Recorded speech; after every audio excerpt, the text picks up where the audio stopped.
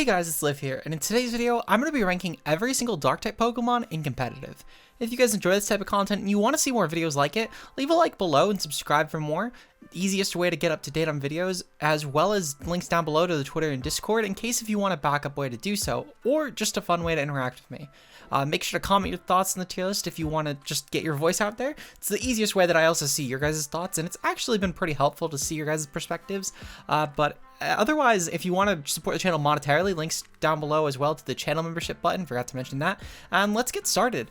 So for anyone new to the tier list videos, I know I've done a ton of these at this point, so I'm going to try and keep it quick, but we do combine the singles and doubles rankings into the same tier list. That way then, for whoever clicks on it, they don't feel like I'm only covering the metagame they don't play. For the S pluses, these are for Pokemon that are basically top 5 in either VGC, Natdex Anything Goes, or Natdex Sword and Shield. These are the highest metagames for Galadex singles, National Dex singles, and for, in general, VGC.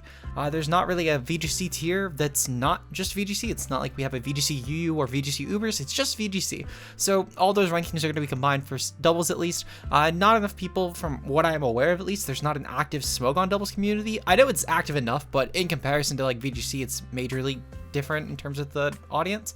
So typically I don't go into that, but it's also a whole different metagame anyway. The point being is that typically those are the 3 tiers I rate for the S pluses, and it's basically like a top 5 Pokemon in them. The S tier is for Pokemon that are still really decent. These would be Pokemon such as Ho, for example. It's a really good Pokemon in singles, but it's not defining the Ubers tier. And also, again, similarly for VGC, the only other exception here, though, besides like the Ubers tiering and the VGC tiering, is the fact that if there's a Pokemon like, for example, Land of T, that really dominates OU, I'll sometimes put it up here, which we do actually have one of those types of Pokemon today, so make sure to stay tuned for that. The A tier is for Pokemon that were banned to Ubers for really dumb reasons. We probably won't have any of those in Dark, because Dark types are generally really good. We also have Pokemon here that are pretty decent in VGC, but they're not necessarily a metagame staple, or they're for Pokemon that are just really good in OU. B tiers for niche OU mons, really niche VGC stuff, and otherwise it's really good UU mons, maybe a really high tier RU mon. C tiers for RU, maybe cusping NU or UU respectively sort of ranges. D tiers for the NUPU sort of stuff, and also the F tier is for Pokemon that are so bad, but they're fully evolved, or they're for NFEs that are noteworthy enough. With that said though, let's start off with our first Pokemon being Alolan Raticate. So Alolan Raticate is, weirdly enough, actually probably going to be one of our only F-tier Darks, but I do want to acknowledge that Alolan Raticate definitely isn't actually the worst.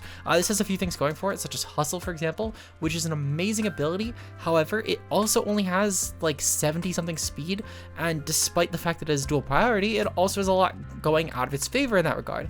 Because, for example, Raticate is 4 times Fighting Weak, which is a little bit bad when you think of Dark types, especially with a Pokemon that kind of needs to attack with priority, because it's weak to a very common type for priority that has both Vacuum Wave and Muck Punch, and it's not exactly a bulky Pokemon either. Raticate also, even despite having Hustle, only has 71 attack, so it doesn't really go that far. So yeah, this is sadly an F-tier Dark type, but it's pretty good in comparison to a lot of the other F-tiers we've done on previous types. I still don't really rate this mon that highly though, F-tier. Alolan Persian. Alolan Persian actually gets a solid B tier. Despite this being one of the worst generations for certain for Alolan Persian, this is actually a pretty decent doubles Pokemon, and it gets a lot of good utility. We've seen this run moves such as Fake Out, Foul Play, Parting Shot, etc. And while I won't act like this is some... Actually, I'm going to put it in C tier, because I was going to say, while I won't act like this is some metagame staple, like it was previously in metagames such as VGC 17, it's still a decent Dark, and it has some value, such as its high speed tier, and the fact that Fur Coat plus Parting Shot is actually pretty decent. However, ever since Generation 8, Persian has definitely seen a huge tank in usage because of the fact that Incineroar now is Parting Shot. But I still do think this mon actually has some credit where due. But I actually no, I can't. I was trying to look through and find some metagames where Persian like has really done good as an example, but man, Persian this gen really has just been actually super outclassed. My VGC bias goggles from older gens really wore me there. Definitely still a D tier Dark. I forgot how much outclassed this was, and the more I was talking about it, this really is just sadly outclassed by Incineroar now, and it's kind of unfortunate. I think if Incineroar didn't get Parting Shot, this would honestly have merit for a B tier Dark type, truthfully. But man, Incineroar really just does everything this does. Besides, I guess, speed control is really the only thing this offers, which is, to be fair, kind of unique for it. But man, Incineroar is just an unhealthy Pokemon for VGC at least. not that it needs to be banned, it's just unhealthy. It really restricts a lot of other things. Next was Alolan Muk. Alolan Muk is definitely an actual B tier dark type. This would be decent if it was in VGC this gen, but even still, Muk is actually still a pretty strong Pokemon as far as just competitive goes. It's a dark poison type, which means it only has one single weakness, being to ground, which it's only a 2x weakness. So comparing it to other Pokemon that have the only single weakness, such as Swampert and Scizor, it's already winning in that regard. Dark Poison, again, also offers a lot of really great coverage options. For example, you're super effective against Ghosts and Psychics, which is really good for Poison typing, especially the Psychic types. And Poison type is really good against Offensive Fairies, which this Pokemon is now neutral against. So it offers a lot in terms of the offensive aspect. Not only this, but Alolan Muk has two really good abilities and one kind of okay one, being Poison Touch and Gluttony for the really good ones, and Power of Alchemy for the okay one. You'll typically see this running Assault Vest if you're playing Nat decks. That meta also still has Pursuit, thankfully, so Alolan Muk didn't really lose out on that in that regard. But if this was to be in Sword and Shield, I don't even think it would matter a ton anyway, because this is just a really good bulky AV Pokemon that, if it was allowed in these metagames, would be great at checking stuff like Lotties and Tapus. And as far as VGC goes, despite the berry nerf, I still think it'd actually be pretty good. It would check a lot of top tier Pokemon to a certain degree. And while I don't think it would be hitting the 3 or 4% usage, if not higher, that it was in Generation 7, depending on the metagame, I do think this would still at least hit a consistent 1% usage, maybe even 2%, because again, the typing alone is just really good, and this has really good special defense, and you could just throw it with Assault Vest in most games and it'd be fine. Easy B tier. Mega Gyarados. Mega Gyarados is also a B tier. I think this might go up to A tier later on, I'll be honest. Mega Gyarados is a really terrifying Mega, and one of the biggest benefits, and this is similar to how I rated Mega Salamence actually, if you remember the Dragon tier list, but the pre-Mega Intimidate or Moxie having two really good options pre-Mega into then a Snowball Mega that just with a Dragon Dance up or two can be really useful. But one advantage this does actually have over Mega Salamence, and it's truthfully, in my opinion, the only one that actually does make a difference, is the fact that the type actually changes.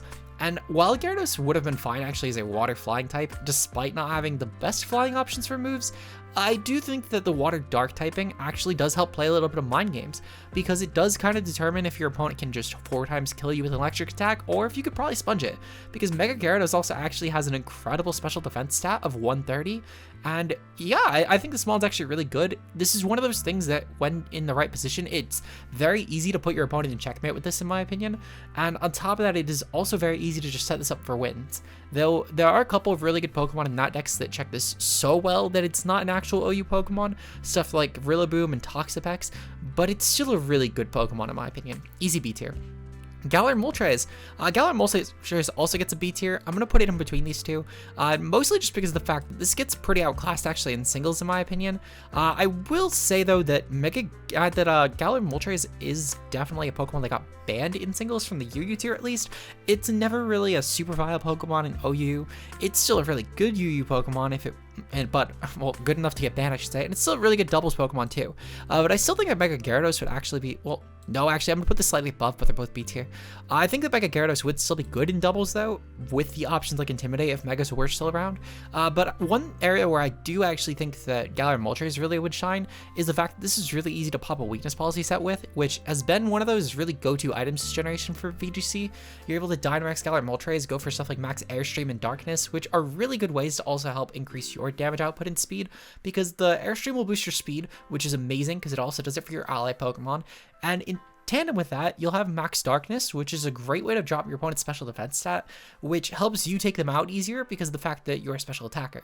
It's a really terrifying Pokemon. I think it has case for A tier actually, and if someone told me that they thought it was an A tier, I wouldn't actually fight them on it. I think it's pretty fair. I personally, though, rate it as a B tier. Very so slightly. I might change it as the tier list goes on. Next up is Umbreon. Umbreon's definitely a solid B tier, but it's lower end. We're in that mid-range of darks. I promise it will get out of the B tier range soon. But Umbreon does actually have a lot going for it. It's a pretty good cleric. It has some great support options like Helping Hand and Snarl. The synchronized ability is actually also pretty good because of the fact that you do have the options to clear your own status. So it's just like Magic Bounce, but with extra steps, specifically as far as status conditions go. Umbreon in general is also just a really good Wish Passer. In certain VGC metas even, it's actually an outright viable Pokemon to check certain top tier threats. For example, this is a really good sponge currently actually because of Pokemon such as the Calyrex Shadow Rider.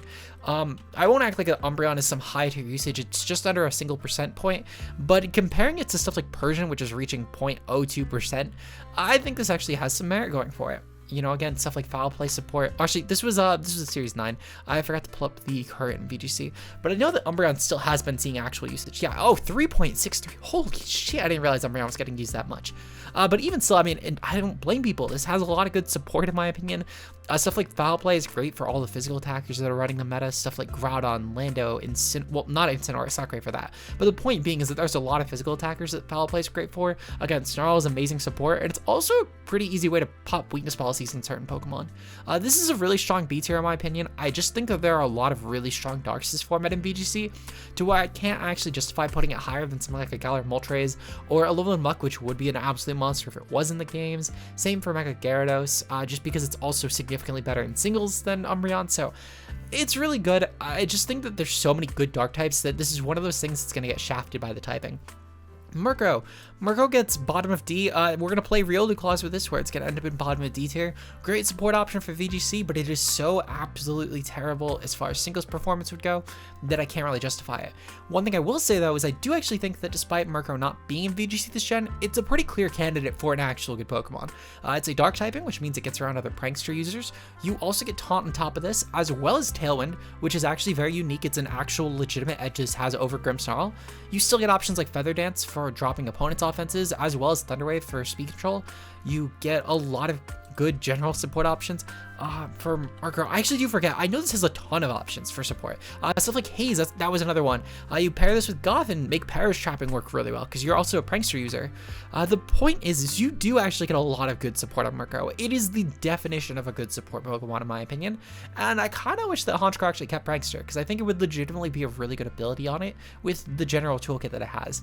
However, because of the fact that Murko is not in these games, I don't really feel confident putting it in C, even though I will say that the support that it offers, in my opinion, is more consistent than what Riolu would offer.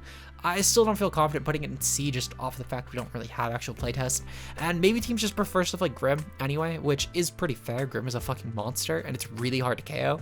But I still think a Murko is actually a pretty good dark type. Easy D tier. Next up, we have Hisuian and Qwilfish. I'm going to put both of these actually in the top of D tier. I'll be honest, I don't remember where I tiered these on my poison tier list, but what I will say though is I think that right now I'm sitting really confident in the top of D.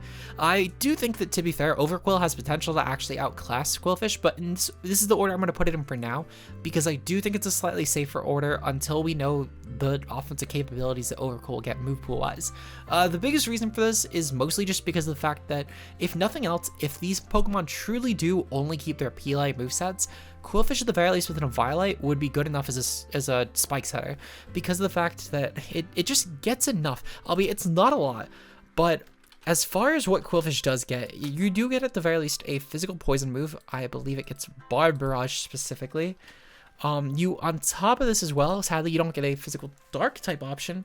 Actually, yeah, it gets Barb Barrage and Poison Jab, which even if Barb Barrage ends up being worse than what it's slated for, Poison Jab is still a pretty good option. And truthfully, you could run stuff such as Spikes, you could specifically Spikes, Poison Jab, then Self-Destruct, and probably Rest, and you throw on like a Rocky Helmet on this Pokemon. You could also go with the special set, because despite the fact this doesn't have a great special offense, well, you'd probably need to go mixed truthfully and just throw on like Ice Beam or Water Pulse. But the point being is that despite the fact that even these Pokemon truly did keep their same move pools, at the very least this can run in a Violate and could maybe make a case as an Intimidate option, which could be kind of decent with Rest. Overqwil would get options such as Helmet or offensive items, which is a pretty decent benefit. And if you want to make the case that Overqwil would probably also be a better Swift Swim setter, sure, I'd be willing to hear you out on that. But at the same time though, as I think that Overqwil would need an actual physical dark option, as well as maybe something like Liquidation, to truly actually make that work to a realm where I would feel comfortable putting it over Qwilfish Hisuian. For now they're both really good options. They're both in D. I think it's one of those things where they're both really good options for the lower tier options, and they're also both really good options for their stat lines, but their movesets are so terrible that I cannot justify putting them in the CB range, even though I will say that I do think these are two Pokemon that will be top tier Cs if we were to redo this list come Scarlet and Violet. Sneasel. Sneasel, I forget where I put this in the Ice tier list, but it's definitely a C tier as far as Dark types go. Really fast Dark type. It has some really good options too, with stuff like Boots to avoid stuff like Webs and Rocks. You also have sets like Choice Band and Life Orb that are really good at damage breakers. It's a great Sword Dance Pokemon. In Natdex, it's a good Pursuit user for low tiers. It's just a really damning option. Triple Axle, in my opinion, saves a lot of the really bad issues it's had actually with damage output off rip without a Sword Stance or a Choice Band. So I do think that's a huge buff for it actually, albeit this is just baby Weavile at the end. But here's the, this one I believe is the first actually of the 4 from our poll. So make sure you keep watching guys, so then you can figure out if you were right as far as your predictions for what the best Dark type was going to be. Moving on to our next Pokemon though, we have regular Houndoom. Regular Houndoom, in my opinion, is probably going to sit at the top of D, and we're actually going to put Mega Houndoom at the top of C. I think a regular Houndoom is one of those Pokemon that typically always just kills it in NUPU sort of tiers. I've never really actually, well, I can't really remember a metagame where I would personally say this is an unviable Pokemon. Even if it's not something that's run on every team, the typing is too good, and 95 speed for that low tier range is really amazing. This would be a really good Nasty Plot option in this gen in my opinion, specifically if we look at a lot of the different low tier Pokemon. We could even pull up actually just a flat out NU tier list, for example, and if we look at what Pokemon are in NU, most of these Pokemon don't even actually outpace Houndoom. Albeit there's definitely some good options such as Starmie and Aerodactyl that would massacre, but I would argue you could actually probably pair this on a team with something like a Starmie and really just go offensively ham, because this would be a great option for offensive Ghost. Even with the Sword Dance that are a mixed Life Orb set, you could throw out a move like Sucker Punch and just again pressure the offensive Ghosts, though it doesn't really look like NU actually has a lot that would really be scaring that, because they're all really slow options. But the point being is that, in my opinion, Houndoom would definitely be a really terrifying option for this tier, and Mega Houndoom gets the tier even higher because of the fact that this, similar to Sneasel, has a really terrifying speed set of 115. On top of this as well, it's an amazing Pokemon in Sun. The coverage for stuff like Finny as well is really good, because typically if you were to run this on an OU team, in fact, actually no, I did mean to put this in B, but I'm putting it at the bottom of B. But if you were to, let's say, run this Pokemon in OU, because, and I strictly use OU as an example because I believe this is actually UUBL, if I remember correctly. If not, it's RUBL, but regardless, let's say you were to run this on an OU Sun team, because I do think there's actual merit for this. But if you were to run Houndoom Mega on an OU Sun team, you throw on something like a Torkoal, Houndoom is able to just run a Nasty Plot set with dual stabs and then coverage for Finny. That actually hits the OU tier pretty perfectly at this point. Really, your only checks would be Pokemon such as Blissey and Chansey. Everything else would definitely have to gamble. Well, actually, Como is the only other one I could really think of that would explicitly check this Pokemon defensively.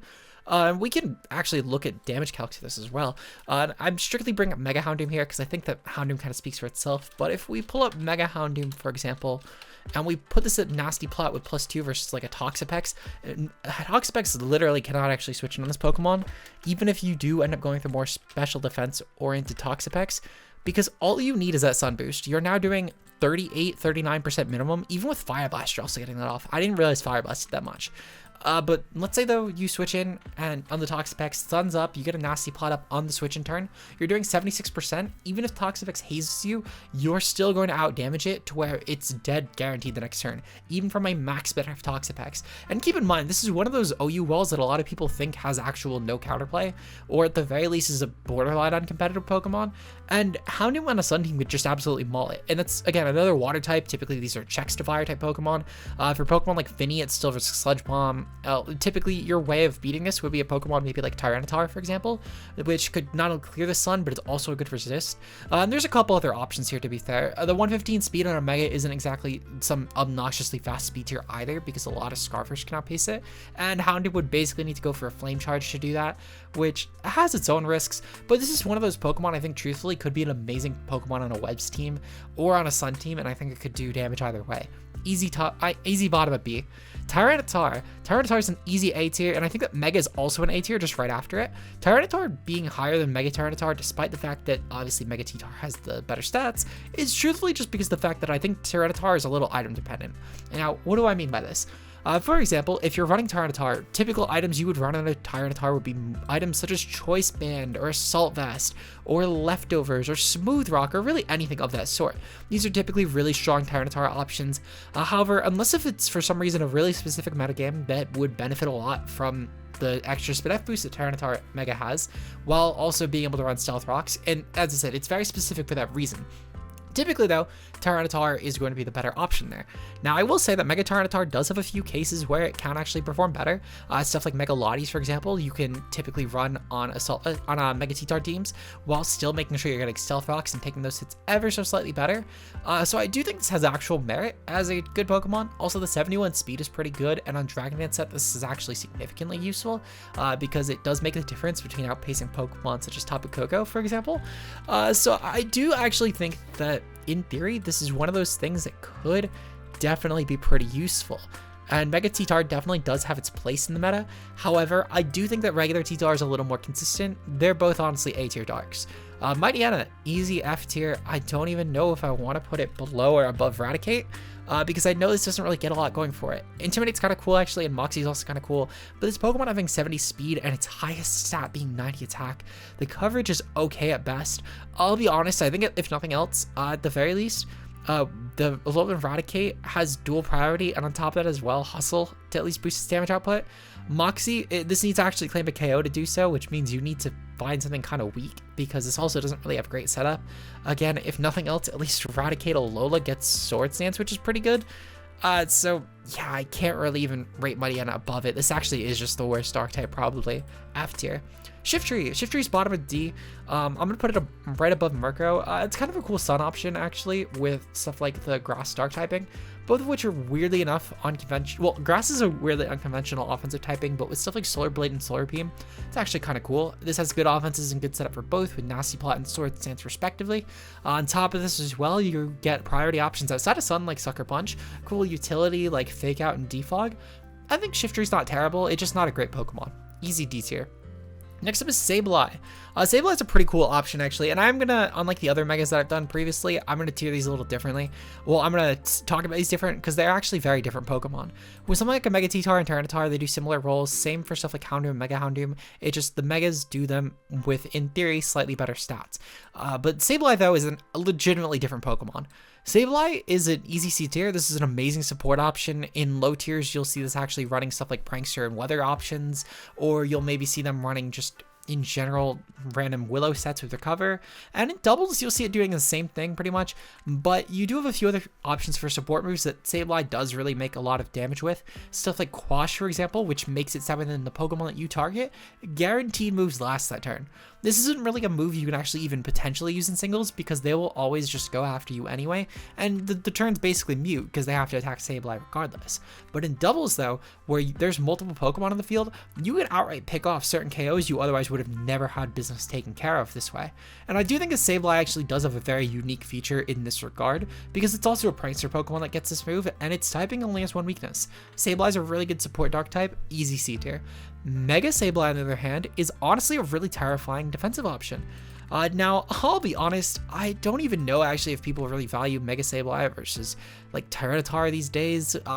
Personally, I think Mega Sableye got a little bit caught by power creep, and I think that there's a lot of really good fairies now that do actually dominate the OU meta, to where Sableye sadly just doesn't have as much of a presence, though it is still really good on certain teams, such as Hard Stalls is a great Magic Bounce user. And the typing is still really good. This actually still has even a soft niche in Ubers. I don't really personally rate Mega Sableye as highly as I used to.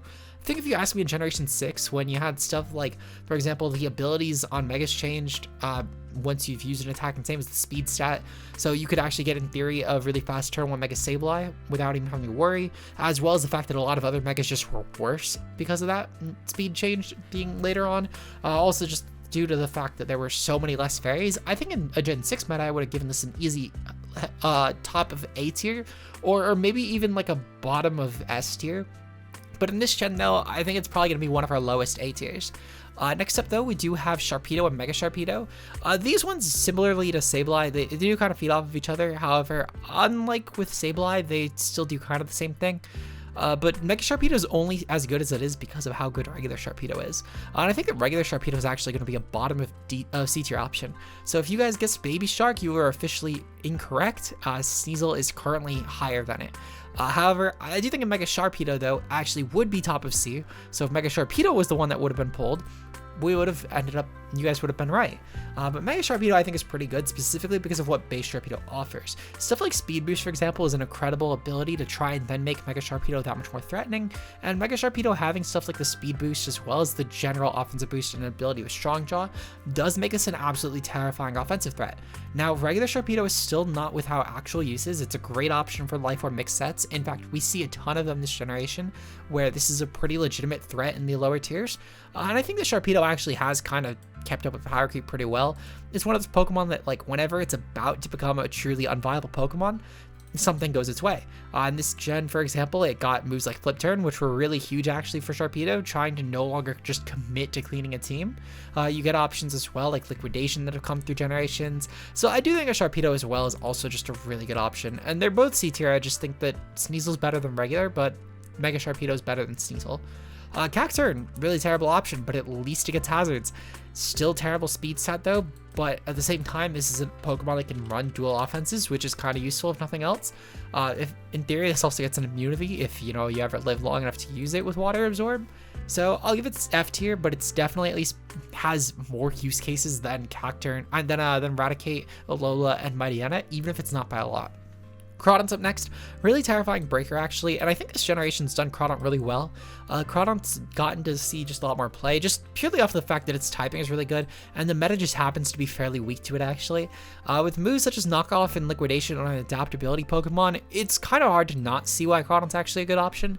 And as far as just general sets, you typically are running Band this gen, but stuff like Sword Sense and even Dragon Dance to a degree have uses, which especially on banded sets, it does actually do a good job at compensating its terrible speed of 55 because of the fact that you have priority through Aqua Jet, which will hit like a truck with a choice band plus adaptability boost plus your stab boost. So Crawdaunt's honestly a really good low tier monster for stuff like the UU tier, for example. And even in Sword and Shield, or not Sword and Shield, in BDSP, this Pokemon has some cases where it's not terrible. But at the same time, though, what I will say is I'm pretty sure that Crawdaunt got shafted move pool wise, if I remember correctly. So it's still not like a great option, but I would definitely say that Crawdaunt, if nothing else, is at least, it's had worse moments, I would say. But if nothing else, oh, actually it's OU. What? I didn't even realize Crawdaunt was BDSP OU. When the fuck did that happen? I mean, not that I'm not too surprised, because Crawdaunt is a really good breaker, to be fair. And again, banded sets would do a lot of damage to Pokemon that are not named Tangrowth, but I didn't realize it was OU. Holy shit, and same as Donphan, I didn't realize that one either, I'll be honest. Regardless though, I still think Crawdaunt's definitely a B tier option despite its OU tier in BDSP. I think that it's still a really good B tier Pokemon, to be fair, but it's just, I think power creep has definitely caught up to how good Crawdaunt is at breaking teams at this point, and the speed is a little bit inconvenient at times. Absol's a decent dark type for low tier settings.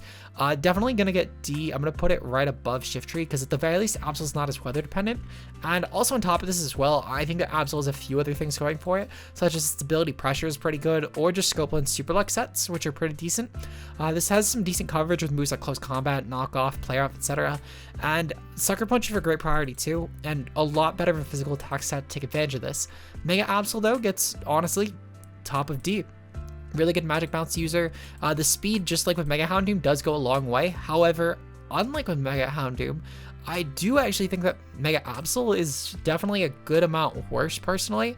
I know that this is the one that's actually banned, unlike Mega Houndoom, which is not banned from the RU tier. However, I do have to add, I think the Sun aspect that Mega Houndoom does provide would give it a lot more viability in a higher tier setting, whereas with Mega Absol, I think it's just kind of you see what you get, and it's too good for a tier that has just nothing really going on in it, such as the BDS, the NetDex RU tier. But if you throw this into a real meta like a UU or an OU setting, this wouldn't be a Pokemon I would really expect to have actual niche. So I'm gonna give it D tier, just like the very top of D tier. Honchkrow's up next. Honchkrow definitely gets D. As for where in the tier, I kind of want to put it right behind Overqwil. I think that Honchkrow is definitely one of those Pokemon that, again, just really got shafted by power creep. This is a Pokemon that now has to live in a BDSP without Pursuit. It has to also deal with not having moves such as Heat Wave currently, which in NetDex it does have, to be fair. It has both those, but even still, a lot of just better pursuit options exist. And the fact that Honchkrow is one of those Pokemon that's a little slow at 71, where it's not like fast, but it's not slow either. And on top of that as well, its bulk is terrible. The 100 HP is really good, but 52 in its defenses is horseshit. It really needs to give Honchkrow some better stats, or just throw it some sort of bone. Maybe some ability that's really good outside of just Moxie and kind of super luck.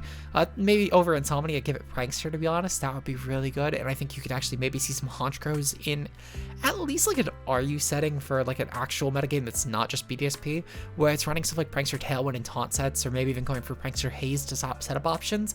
But Honchkrow's definitely just gotten kept up with by power creep. Easy D tier.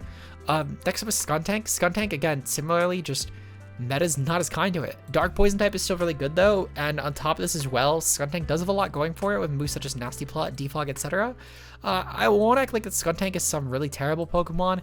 It's definitely lost a lot of what made it really good. I'm actually going to put it right below Absol, because Absol, again, just has a much more defined role. ScunTANK kind of just, similarly to like a Mew sort of treatment, just to a much less degree. It does a lot of different things, but none of them it's really the best at, even in a PU setting. For example, ScunTANK is a pretty cool Nasty Plot Dark type. But you know what else is a pretty cool Nasty Plot Dark type in the PU tier? Wait, is Thievul not in this tier anymore? Fuck yeah, Thievul's not in this tier anymore, is it?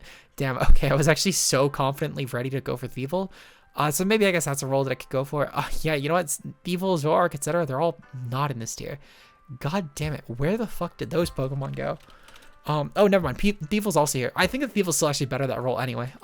Just because of the fact that it has options like Burden to pull that off. But I'll get into that in a bit. The point is, though, is I think that ScunTANK definitely just kind of gets outclassed by other Dark types and a lot of other Dark types in its roles, and it's not good enough at any one of them to really be above them just because it does a lot more jobs. So again, I'm going to put it in D tier. Spiritomb gets a bottom of C tier. It's a pretty cool Pokemon as far as just general competitive goes. This is a Pokemon that sadly has fallen off a lot as far as Sword and Shield metagame goes. But if we were to throw this into, let's say, a BDSP metagame, however, Spiritomb actually has a lot going for it in the RU tier. It's got some good priority, pretty average bulk, only one weakness. I think it's a decent option, albeit Spiritomb, sadly, again, just it's not as favored in the Sword and Shield metagame, but that's mostly just because there's so many good Pokemon, stuff like Starmie and Aerodactyl that are in NU that really have no business ever going there, but it's mostly just due to usage, I guess, at this point, and power creep kind of caught up to those really low tiers, so Spiritomb sadly just isn't considered as viable as a ghost type, but I still think it's a really good one. Well, dark type, I should say. Next up, we have Drapion. Drapion is the third Pokemon we tiered here, baby Amok, and honestly, I'm putting Drapion at the I'm putting it right below Sneasel, actually. I was confident to put it at the very top of C, but I'm actually going to put it right below Sneasel. This mostly actually just comes from the fact that Sneasel also has some good doubles usage. Now, I will say that, to be fair, Drapion is an amazing Pokemon, and it has a lot going for it. For example, this is a really good NU Dark type. Battle Armor and stuff like T-Spikes and Choice Band and Sword Dance, they're all amazing for it. This is a Pokemon that I think also, just like Sneasel, really misses having Pursuit, but this does have a lot more on the defensive aspects, and that was what I was so ready to rate this above Sneasel for. However, Sneasel actually does have a really good doubles presence as well. Typically, teams with Pokemon such as Colossal will actually run Sneasel as a way to pop a weakness policy really quickly. So I am going to rate Sneasel ever so slightly higher. So if you voted for Drapion as well, you sadly ended up being wrong, but by a very slim margin. Next up, though, we're going to finally get into our first S tier Darks. Being Weavile. Weavile is an S tier Dark for sure. This is an absolute monster in Sword and Shield OU for anyone who's played. It's been a consistent S+ through most of the generation, if not just now at S tier. On top of this as well, it's actually also kicking teeth in Ubers right now, considering there's not a lot of great Dark types in Ubers. Weavile's speed tier actually does offer a lot. This is a Pokemon that is able to kick the likes of most dragons, such as Rayquaza, Zekrom, etc. with its priority options. And on top of that as well, it's a really good offensive option with stuff like Beat Up, which is really useful for Pokemon such as Sash Calyrex or Lunala, especially for the Calyrex matchup if you happen to throw this on a Webs team. Ultimately, though, Weavile is a pretty damn good Pokemon, and it's been really killing it in Ubers this gen, on top of also being a really good Pokemon in both BDSP OU, where it's at S tier, and Sword and Shield OU, where it's S tier. It would be a real crime, in my opinion, and a massive disservice to Weavile to not give it an S tier here. Darkrai's up next. Just special Weavile, but it also is able to run Choice Specs as a lot better because it's not as reliant on boots. I think it's the best way to compare it, truthfully. This is just special Weavile with a lot better of a coverage pool. Just Weavile's lucky enough its stabs are so fucking good that it doesn't need a good coverage pool. These are both pretty interchangeable in my opinion. I think a Weavile is slightly worse. But I will say that, to be fair, I think that it's mostly just because of the fact that Darkrai doesn't have as much of a clearly defined role, whereas Weavile, its typing does allow it to actually check a very specific subset of Pokemon that can't really actually be replicated by a lot of other Ubers, specifically because of the fact that it's a Dragon Killer as well as a Psychic and a Ghost Killer. They're both really good S tiers though. Truthfully, I can get the case for either swapping, but I'm going to put Darkrai above because at least it's good enough to be banned in the OU tier, and Weavile is still missing that. But they're both really good, truthfully. Next up is Arceus Dark. This is definitely an S+. This is an amazing Arceus type. If we were to really go through and rank all the Arceus types, which I've actually done before if you're curious in that tier list, that's also available on the channel. But I do think that Arceus definitely is a really terrifying Uber. And as far as the tier goes, Arceus Dark is just an incredibly bulky option. It's really splashable on a lot of teams too. Typically, this is utilized to check Pokemon such as Calyrex Shadow, Arceus Ghost, etc. And you can typically also run this with like a mono dark set and be pretty well off. It's not really a Pokemon that needs to have coverage, and it's even one of those Arceus that's so good just off of typing alone. You can adapt to just run a full-on utility set, with stuff like Judgment, Recover, Whirlpool, and Perish Trap being a fairly actually common option of this Pokemon. Easy S+ for sure. There's only really one other Dark that I actually think rivals that, but I'll get into that down the list. Next up though, we have Hisuian and Samurott. This is honestly a pretty good option, and I think I'm actually going to put it at the bottom of C. This is the buff that I think Samurott actually needed, the dark typing, because it does give a lot more presence offensively. We've seen from Pokemon like Crawdaunt, for example, and Greninjas that this is a really good typing in general for an offensive Pokemon, because water can do a lot of damage to offensive threats, such as Landorus, for example, and other just frailer Pokemon, while the dark typing will help a lot more with typical water switch-ins, at least for OU standards, with stuff like Slowbro now being also checked by his Pokemon. If we were to look into other tiers as well, Samurott definitely has a lot of good coverage for a lot of other lower tier walls, stuff like Ice Beam for typical grass types that end up in lower tiers. You also have stuff like Mega Horn, which would be great for low tier fairies because a lot of them do trend specially, and Samurott ends up being a really good physical attacker. So I do think this is a pretty good C tier option. I'm going to put it actually above Spiritomb, but below Sharpedo, because I think this has a lot better options in its toolkit, such as Speed Boost, to keep it slightly higher. Liepard's up next. Liepard has a lot going for it utility-wise as well. I do think personally, despite what other people may say, I think this is outclassed in VGC by Sableye. The one aspect that I will give Liepard is the fact that it is a slightly faster taunt user, and also the fact that it's a slightly faster fake-out user. But otherwise though, it's just worse Sableye. I'm going to put it pretty high in here though, just because it does have a lot of use and it's just worse Sableye, so we'll give it D tier, right below Overqwil. Krookodile's up next.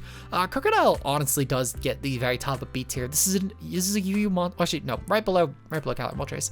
It's a really good UU monster. Final answer right below Gyarados. I forgot Gyarados is also, again, one of those monsters good enough to get banned from UU. But final answer right below these two. Krug is a really good UU monster. It's a mon that typically has even had some nice OU niche. For example, we actually saw this thing running Anger Point sets as a really good check to Banded, Wicked Blow, Urshifus, and is able to kind of just soft check that Pokemon to a degree before, Urshifu was deemed too broken and got banned. But Krookodile is basically just OU's Landorus when Landorus is not around, because of mostly just, in this case, around when Isle of Armor was happening, because of the fact that it wasn't in the decks. But Krookodile, in theory, just can kind of do a lot of what Landorus does, but to a slightly worse degree, with a significantly better secondary stab, because flying doesn't really actually benefit Landorus at all. The dog typing is great on this Pokemon. It's a really good defensive rocker. The one area where I will say that Krook does take a lot of heat, though, is the fact this isn't actually a good pivot, which is one of the benefits that Landorus did have, and it's why that Krook typically doesn't end up in the OU tier, in my opinion. Still a really good option, though. Still a strong B tier Pokemon. Next up, though, we do have Scrafty, the final Pokemon on our poll from earlier. Now, Scrafty, definitely among the 4 dark types, is actually the worst in singles by a considerable amount. However, I definitely do think that Scrafty has a pretty decent doubles niche. This is a Pokemon we've seen in countless generations as a great Assault Vest or Citrus Pokemon. Has good utility such as Fake Out and Snarl, as well as this generation now options like Coaching. So I do think that Scrafty actually does kind of have a place in VGC. However, similarly to other Pokemon, this sadly got really shit on by Incineroar matchups. I'm actually going to put Scrafty right above Spiritomb in the C tier. So if you guys voted Sneasel on the poll from yesterday, you did in fact get the answer right. Congratulations. I know these were all very close options. And before anyone comments that they were all the correct answer, no, because it was the one that ranked the highest, Sneasel is the highest.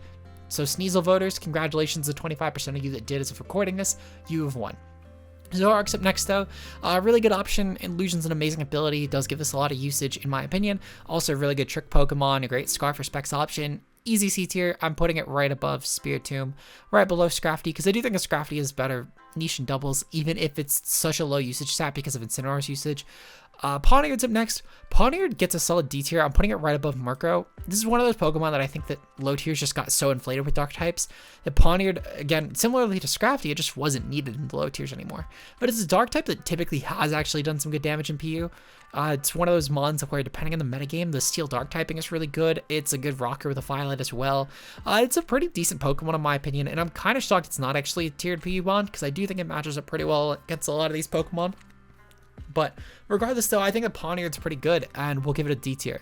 Bisharp on the other hand, this is a solid A tier. I'm putting it right above Mega Sableye.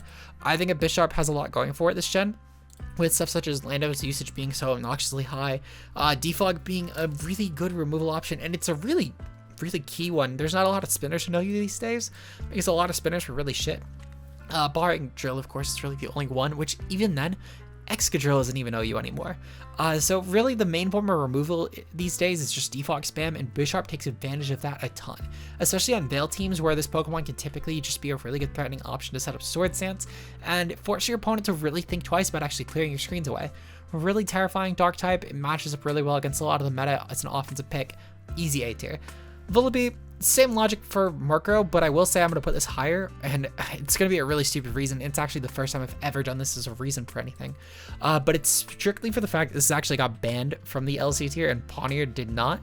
And I know, I never really actually take LC usage into account, but these Pokemon are similarly good in my opinion, to where I do think that truthfully, both of them are actual monsters. But if we were to look at just what actually would be the differentiator from these, they both have Violet Darks. They both have really good options for setup. They're both really good Pokemon as far as just in general dismantling teams in the PU range, with Vullaby's role as being more so defensively stalling them out, and with Pawniard's being more offensive threats. But the thing is I think that Vullaby gets a slight edge because of 1, removal, 2, I'm pretty sure Vullaby gets U-turn, but even if it doesn't, 3, the fact that at least it was good enough to get banned in something. And again, I know that's a really low standard to hit, but I figured when we're tiering 2 similarly viable NFE Pokemon, in my opinion, this is kind of what we need to settle on. Mandibuzz, solid B tier dark. I'm actually, and this might be a bit of a hot take, I'm putting this above Galar Moltres. I think that Mandibuzz does offer a lot this generation that Galar Moltres can't even fathom touching as far as singles goes. And despite the fact that, of course, Mandibuzz is the one still allowed in UU and Mandibuzz is not, I still do think that actually Mandibuzz does still offer a lot in VGC as well. It's a pretty good support Pokemon, great with Tailwind and Snarl. This is a really good removal for teams. It's well, not pretty viable. It's almost viable in OU. I know it got actually blacklisted on the OU meta viability because of the fact that too many people were talking about it. Well, this one kid was talking about trying to get it unbanned. As far as Moltres goes though, actually, no, I am going to put Moltres above just because the one edge that I do give, despite these two offering similar support options in theory, Mandibuzz leaning a lot more defensively, but I think the meta just caters more offensively right now. On top of the fact as well that Galar Moltres is a really good Airstream Pokemon. It's a really good Dynamax user too. Weakest Palsy sets are also just a lot easier to snowball. So I'm going to put Galar Moltres slightly higher. I think truthfully though, that top 4 is pretty untouchable at this point. Besides, from our actual best Pokemon, well, no, this is the final one touching this tier, and it's Hydreigon. Hydreigon's definitely going to go right below Crook, actually. This is a really good Nasty Plot option, really good just Scarf user. It's kind of a decent, just general niche OU Pokemon. However, I do think a Power Creep kind of caught up to Hydreigon. I know at the beginning of this generation, a lot of people thought this would actually be a really hot OU Pokemon before DLCs even became a thing, because of stuff like Nasty Plot and the fact this could actually muscle a lot of common checks. But then we got a lot of our old Pokemon back, and the Hydreigon yet again just got outclassed. It's not really a great Pokemon in VGC this gen either. I think there's a lot of better Dynamax Dark types. Its speed tier is just outclassed by a lot of key Dynamax Pokemon, and what it offers to a team is actually very well covered by other Pokemon. Stuff, for example, like the Psychic and Ghost checking that Incineroar does, or the offensive Dragon typing that just a lot of other Pokemon do, like Como and Spike Breath Cup, or just Dragonite and Salamence are both pretty, well, specifically Dragonite especially, a really not terrible option. And that doesn't even get into the Ubers either. Hydra's still really good, just outclassed. Greninja, both Greninjas actually I'm putting at top of A. I think that Greninjas have definitely, well, actually, no, I'm putting Ashgren actually in S, putting it below Weavile though, because I think Weavile has a slightly better chokehold on the metagame. But Ashgren is one of those Pokemon, and I remember actually very vividly when Ash Greninja got announced, how everyone thought there would be no reason to use Ashgren because of the fact it was just going to be outclassed by the Greninja. And then people saw the damage calcs, and they were like, you know what? Maybe we'll use Ashgren after all. This is a really terrifying specs option. It's a great pivot. It's a great spiker. It's a lot more predictable than Greninja is though, but I don't think it minds doing that because of the fact that you can actually bluff Protean Greninja as Ashgren on Team Preview just by making it male, and teams have to play around it until you reveal what it is, as if it's both, and as if it could be both, because it's just that terrifying of an option. Similarly to when I did Psychic types, how I mentioned that Duskmane Necrozma makes Ultra Necrozma that much more broken, I think that Protean Greninja does the same for Ashgren, but in this case, I do actually think it's enough to warrant the tier raise. So we're gonna put Ashgren in S tier and Protean Greninja in A tier, though I could genuinely see a case for either both in A or both in S. This is just how I personally feel. Next up is Pangoro. Pangoro is a pretty okay option. Sadly, a lot of dark types getting Parting Shot did hurt this a bit. However, this is also a pretty good offensive Pokemon with the ability to not only pressure different dark types that would otherwise wall dark, but it's also a fighting type that can actually take on psychics. Giving this the bottom of C tier. Actually, I'm going to put it above these two in C. I think the dark fighting typing is way too good to be ignored. It's just the fact that despite Scrafty having such a low VGC potential, or low VGC usage, I think its potential and actual purpose in a VGC metagame, if you were to use it, is significantly outclassing Pangoro by a wide margin. Next up is Yveltal, the best dark type in the world. This Pokemon is fucking unrivaled. I love Yveltal. Such a great demon. It's one of the best Ubers Pokemon, one of the best AG Pokemon, one of the best Dynamax Ubers too. This is able to pull off stuff like Airstream and Darkness and absolutely snowball teams because you also have Dark Aura boosting it. You could still afford to run boost while still getting really good damage output, which is something that Galar Moltres cannot do if we were to run this set in singles. On top of this as well, the priority is really good because unlike with Galar Moltres, your attack isn't shit for physical. This is a really absolute monstrous Pokemon. You can tailor this in defensive sets too that still will outright 6-0 teams. This mon is truly an actual unholy demon, and I think that a lot of people will typically think of this duo as, oh, you know, Xerneas is the really terrifying one. No, Yveltal is also equally as terrifying, just is not as brain dead is the thing. And that's why Yveltal still is actually holding its own, whereas Xerneas is getting fucked over by Duskmane being such a common Pokemon. I do think that Yveltal is really good though. Easy S+. Next up, we have Hoopa and Bound. Hoopa and Bound's actually a pretty terrifying one as well. I'm putting this in the bottom of A tier. I do think it has a little bit more matchup issues than Mega Sableye does actually, which is strictly actually why I'm putting this in the bottom of A tier. But Hoopa and Bound's typing is really good, and it's one of those Pokemon that for a lot of unsuspecting teams, most teams don't prep Hoopa and Bound counterplay. It's actually like unheard of to really say, oh, you know what, this team is a really good matchup against Hoopa and Bound, because no one fucking plays it. But when you do see a Hoopa and Bound on the ladder in a that deck setting, you're pretty fucked usually actually, because typically this sort of mon can pick and choose when it's really coming in. It's great at dismantling stalls. There's actually really no good stall mon besides maybe Clef that can actually take it on. And even Clef has its own issues with sets like Banded Zen Headbutt or Banded Gunk Shot, which can absolutely massacre it. So in theory, you can actually tailor Hoopa and Bound to be one of the most low drawback stall breakers just imaginable, and you don't even need setup to do it or taunt. Really good option offensively, easily an A tier Pokemon. Incineroar, easy S+. I am going to put it right behind Yveltal though, and it's strictly for the fact that Yveltal, I think, has really good VGC and singles usage. Incineroar, it's really truthfully just the VGC aspect. And it's not great in singles, but it's not terrible. I will say though that I know that Incineroar like laps Yveltal in usage, and I do have to mention that I am very aware of this point because I know someone will comment that Incineroar is like the best mon in VGC, and it's one of them for sure. But in a tier where you have such a demanding dark type and you still have a Pokemon like Yveltal that's getting 8.78 usage, despite Incineroar having 71% of the dark type usage, you're seeing a lot of teams even running both of these as options. I would still say at that point Yveltal clearly has a reason to be running this often.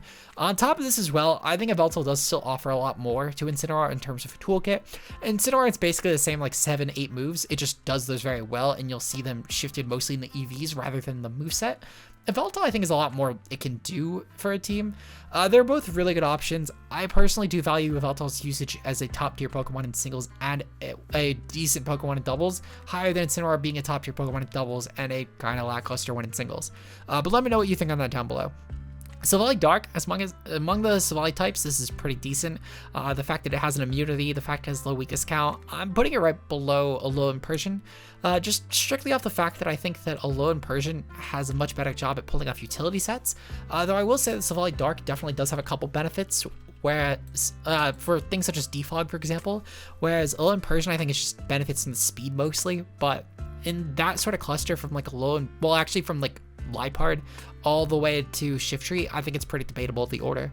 Guzzlord, pretty cool option. Again, one of those Pokemon I think that it's just kind of whatever in low tiers, but I will say the base boost is pretty good. And the typing, weirdly enough, despite having such a bad weakness to Fairy and also other weaknesses to common types like Fighting and Dragon, I do still think it's actually pretty good. Guzzlord's definitely, in theory, kind of a demon Pokemon. It was good enough to actually get banned from PU2, which says a lot, actually. I do think, though, that it has too many weaknesses. It's out and viable in doubles. I think as well it has a bit of moveset issues to where I'm going to put it in D tier. Weavile's up next. I did actually mention that I was going to talk about Weavile. Similarly to ScunTANK, I think it's a jack of all trades Dark type. Doesn't do a lot great, but it's at least able to pop and burden. I'm putting it right above ScunTANK. I think as far as a special Dark type goes, Weavile just does the job slightly better. And also, I will say, as far as physical sets go, Stay Out's actually pretty good too, and it has a decent enough move pool with stuff like Knock Off, Player Off, and Sucker Punch, to where you can pull that off as well. But I do think, though, that sadly this Pokemon does have the stat line that favors a little bit more so towards special, and you can kind of run options for that with stuff like Dark Pulse, Psychic, etc. But the coverage is kind of shit, but I do still think that unironically would be slightly better at plot sets just because of Unburden. So we'll give it D tier. Grimmsnarl. Grimmsnarl honestly gets a solid S tier. I will say, and I know that this might be a bit unpopular, I know that there are probably people who are thinking I should put Grimmsnarl on S+. You might be right. I wouldn't exactly fight on that either, but I do think that Grimmsnarl, even though it's still a really good option as far as a Dark type goes, I think it does have a bit of options as far as competition issues with Incineroar as a non-Uber Dark type. And I think not only this, but I think when we compare this to Pokemon such as Yveltal, even just as far as singles Dark types go, I think it again has a lot of competition issues. However, I will say that unlike something like a Darkrai, Weavile, Ashgren, that I think Grimmsnarl does a lot better of a job establishing its damning purpose in doubles at the very least, which I know that these Pokemon are meant to be more so singles for those other three, but Grimmsnarl I think at the very least, if we're comparing the tiers that they're the best in, I think that a lot more teams are significantly more afraid of Grimmsnarl than teams in Ubers are of stuff like Ashgren, Weavile, Darkrai. It's still really good. I just think that there's a lot of competition for that slot. Easy S tier. And the Gmax is just Grimmsnarl, but it can put stuff to sleep. While I know I put it in the S tier and in the A tier last time, I do actually think that, well, no, I think I'm going to put it in the A tier again because it's one of those things where you don't really ever want to max Grimm. I'm going to put it above Sableye and Hoopa though, because I do think that if nothing else, that this has a lot more benefit to the metagame than either Pokemon does. Hoopa's a little too slow to really be that damning of a Pokemon, and Sableye is just a little too passive to be that damning unless it's a hard stall team. They're all still really good though, truthfully. Obstagoon, this is a pretty decent one actually. I don't really remember where I put this on normal, but I'm putting this in the C tier for sure. I'm gonna actually put this pretty high. I'm putting it right below Sharpedo. I think Sharpedo caters a lot more to the meta with stuff like Speed Boost being really good, so you could throw Life Orb sets a lot more with a little caution to the wind. But Obstagoon with Guts is still actually a really terrifying breaker for teams, and most teams do struggle just to switch on the Dark and normal options because Dark is such a low resist option, and for common Dark resist, you're thinking of stuff like, for example, Fighting and Fairy, and for those types, they're both neutral to normal. So despite the fact that normal is not exactly typically thought of as a good offensive typing, I think on Goon it works.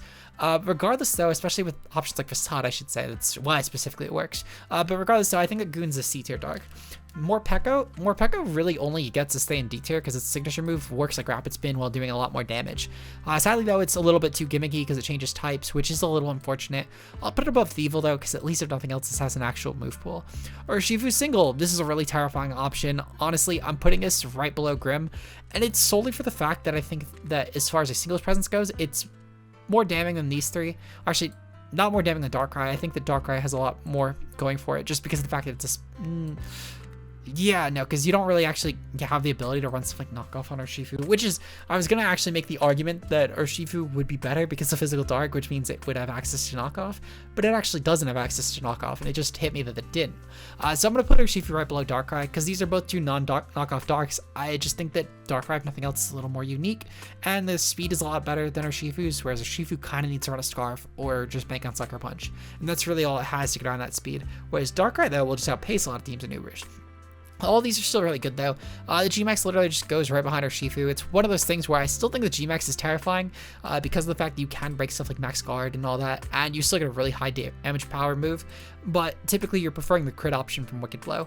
Finally, though, we have Zarude. Zarude's a really strong option, actually, and I'll be honest, I figure I'd tier this on Grass, but this is actually a Pokemon I'm going to put at the bottom of A. Incredible Uber's niche with the ability to be one of the only Pokemon in the entire game that can check both Groudon and Kyogre, which says a lot. That I don't know if a lot of people really keep up with this generation Ubers, but that's two S-rank Pokemon that this can just completely match up well against, and it is such a unique role at doing that. Not only this, but it's an amazing pivot for teams. It has the ability to Defiant, which is not Defiant. I'm thinking of what Radical Fred gave it, and it really should have Defiant. But Leaf Guard even still is really nice because you can't even actually status this thing with the Sun Up, which is really good to take advantage of Groudon teams. But on top of this as well, its options as far as a Stall Breaker are really good with stuff like Lariat to get around Bizdef setting up, as well as stuff like Taunt. This is even kind of a decent Zygarde check because a lot of Zygardes don't really run Skitter Smack. And that's great because you could also check another really top tier Uber's Ground, which otherwise would in theory have the moveset to take care of it, but typically never runs that moveset. A really strong option though, and it's still decent in singles. It's a great Yu-Gi-Oh! And it's a decent enough niche OU Pokemon to where I definitely feel confident in putting this in the bottom of A. Let me know what you guys think of the tier list though, and if you enjoy this content as always, leave a like on the video and subscribe for more. It's the easiest way to show your support, and again, comment your thoughts down below. I would love to see your guys' opinions. With that said though, shout out to our channel members being Josh aka Ultra Player, Mia, and Zeke0. Your guys' support and going the extra mile on the channel every day is really appreciated, and I would love to see if you guys want to become channel members, you guys hit that button down below as well. It's only a few dollars a month and you can support the channel. Link to that is down below, as well as the Twitter and Discord for updates on future videos. With that said though, I will see you guys in tomorrow's video where we're going to be doing an exhibition game against one of my friends for a mixed Ubers tier. Until then, peace out guys.